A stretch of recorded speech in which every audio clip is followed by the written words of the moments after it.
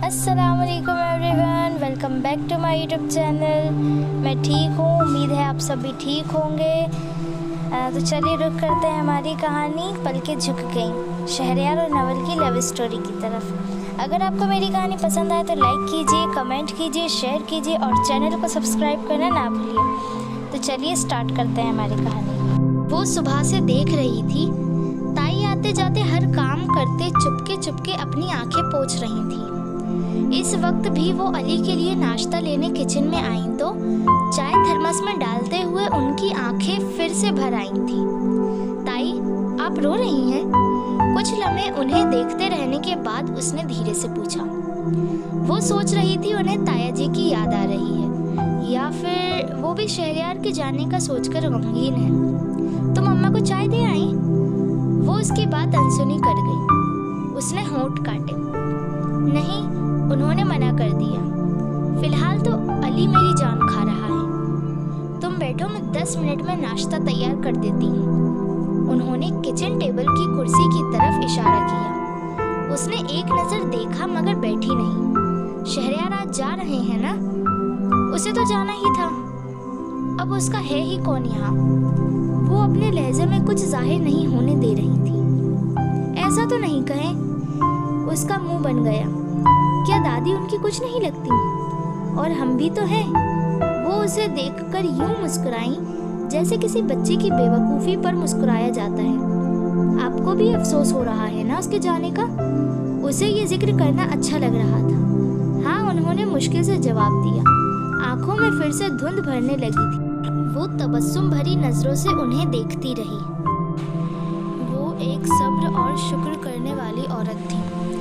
इतने बरस ताया जैसे सर्द मिजाज शख्स के साथ गुजारा किया मगर कभी कोई शिकायत जुबान पर नहीं लाई। उस पर औलाद जैसी नेमत से महरूमी। वो अपना सारा प्यार और ममता उन्हीं पर लुटाती रही। सारा दिन काम में बिजी रहती, किसी रॉबर्ट की तरह। नवल ने बहुत कम उन्हें फ्री देखा था। शहरयार के बारे में वो अपने शौहर से, दादी से बहुत कुछ सुनती रही थी। ये उनके महबूब शौहर की औलाद था, इसलिए बिना देखे ही उन्होंने उससे ममता का गहरा रिश्ता जोड़ लिया था। मगर उनके अंदर छनाके से कुछ टूट सा गया जब उन्होंने उसके अंदाज में अपने लिए लाताल्लुकी और परहेज देखा। वो यही समझती थी कि शायद सौतेली माँ होने की हैसियत से वो उन्हें पसंद नहीं करता। अगर वो बाकी सबके साथ उसका रवैया महसूस ना कर लेती और तब उन्हें ज़रा इत्मीनान नसीब हुआ। होश संभालने के बाद वो पहली बार उनसे यूं मिल रहा था और उसकी ये झिझक शायद इसी वजह से थी। मगर अपने इस मोहतात सावधान रवैये के अलावा वो इतनी बेहतरीन आदतों का मालिक था कि उसे जानकर उनके दिल में उसके लिए मोहब्बत और बढ़ गई थी। और इसीलिए अब उसके जाने का सोचकर ही बाकियों की तरह उनका दिल भी हौल उठा था। उस दोपहर सब घर पर ही थे। हॉल में बैठक जमी थी। शहरयार भी मौजूद था और थोड़ी देर में उसे रवाना हो जाना था। इसीलिए सब अपने अपने काम छोड़कर उसे रुखसत करने को घर पर ही मौजूद थे। जब अली ने उससे पूछा, शहरयार भाई दोबारा कब आएंगे? जल्द ही आएगा, अब तो चक्कर लगाता रहेगा शहरयार। क्यों बेटा? चचा जी उसके कंधा थपक रहे थे। हमेशा की तरह अपने ख्यालों में गुम वो उनके लम्स पर चौंका। मेरी तो ख्वाहिश थी कुछ दिन और यहाँ रह लेते, मगर खैर काम का भी मसला और भाभी जी की तबीयत बेहतर हो जाए तो उन्हें भी लेकर आना साथ। उसके चेहरे पर हल्की सी मुस्कुराहट उभर कर ख़त्म हो गई। जो अपने मरते हुए शौहर को देखने ना आए वो अब क्या आएंगी?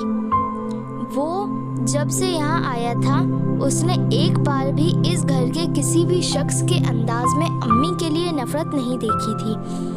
उन्हें अब भी इस घर की बहू समझा जाता था। उसने एक सरसरी सी निगाह कमरे में मौजूद तमाम लोगों पर डाली। अगर 22 साल पहले अम्मी वो फैसला ना करती तो वो इस घर का एक हिस्सा होता। इन तमाम लोगों से अजनबियत और बेगानगी महसूस ना करता। 22 सालों की दूरी की धूल कुछ दिनों में कैसे उड़ सकती है। मैं दादी के पास हो आऊं? उसने इजाज़त चाहने वाली नज़रों से चचा की तरफ देखा। वो अपने घुटनों के दर्द की वजह से अपने कमरे तक सिमटी रहती थी। हाँ हाँ, क्यों नहीं, वो इंतज़ार कर रही होंगी तुम्हारा, उन्होंने जल्दी से कहा। वो उठ खड़ा हुआ। उधर सोफे के हत्थे पर टिकी नवल के दिल में पारा सा मचला। आज तो वो एक पल के लिए भी उसे नज़रों से ओझल नहीं होने देना चाहती थी। इसलिए जैसे ही वो वहाँ से निकला, वो भी गैर महसूस अंदाज में अपनी जगह से उठ गई। दादी के कमरे के पास पहुंचकर वो दरवाजे की ओट में खड़ी उसे देखने लगी। लगभग 15 मिनट ठंडे फर्श पर उसके गुलाबी पैर लाल पड़ गए थे। जब वो प्यार लेने के लिए दादी के सामने झुका, उसकी सांस तेज हो चली। बस जा रहा है, चला जाएगा। वो इस वक्त आईना देखती तो खुद को देखकर हैरान रह जाती। उसके चेहरे पर जर्दी खंड गई थी, आंखों में दर्द भर गया था। उसी पल वो बाहर निकला और उससे टकराते टकराते बचा। नवल, उसको बाजुओं से पकड़कर उसने थोड़ी हैरत से उसका नाम लिया और फिर उसके चेहरे पर नजर पड़ते ही बाकी का जुमला उसके मुंह में रह गया। वो हैरानी से उसकी दर्द भरी आंखें और उसका कुमलाया हुआ चेहरा देख रहा था।